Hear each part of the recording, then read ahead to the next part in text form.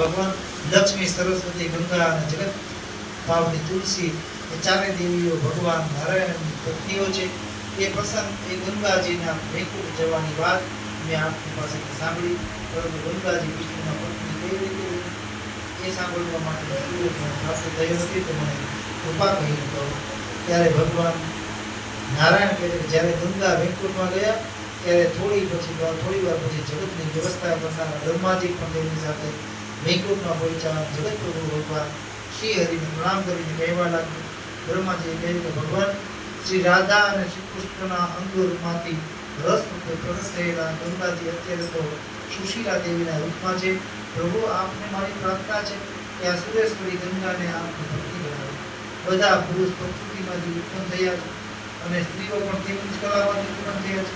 માત્ર આપ ભગવાન શ્રી હરિ આ પ્રકૃતિથી પર અને નિર્ગુણ છે. પરિપૂર્ણતમ શ્રી કૃષ્ણ સ્વયં બે ભાગમાં વિભક્ત થયા. અર્ધા બે ભુજવાળા શ્રી કૃષ્ણ બન્યા અને તેમનું વર્ધમાન આપ ચતુર્ભુજ શ્રી હરિ સ્વરૂપ. એ જ પ્રમાણે ભગવાન શ્રી કૃષ્ણના ડાબા અંગમાંથી રાધાજી પણ બે રૂપવાળા થયા. જમણા અંગમાંથી સ્વયં પોતે રહ્યા અને ડાબા અંગથી લક્ષ્મીજીનું પ્રગટ થયા તથા ગંગાજી આપને ભરવા ઈચ્છે છે, કારણ કે આપના રુધિરમાંથી પ્રગટ થયા છે. હે મુનિવર, આ પ્રમાણે કહી અને મહામંત્ર બ્રહ્માજી ભગવાન શ્રી હરિ પાસે ગંગાજીને બેસાડી દીધા અને ત્યાંથી ચાલ્યા. આવી રીતના તે પણ યથા સમય પોતાના સ્થાન પર પાછા આવી જાય છે. બ્રહ્માજી આમ ભગવાનના ચરણ કમળમાંથી ઉત્પન્ન થવાના કારણે ગંગાજી વિષ્ણુપદી નામથી પ્રસિદ્ધ થયા. ગંગાજી પ્રત્યે સરસ્વતીના મનમાં જે દ્વેષ હતો એ કાયમને માટે રહી જાય છે.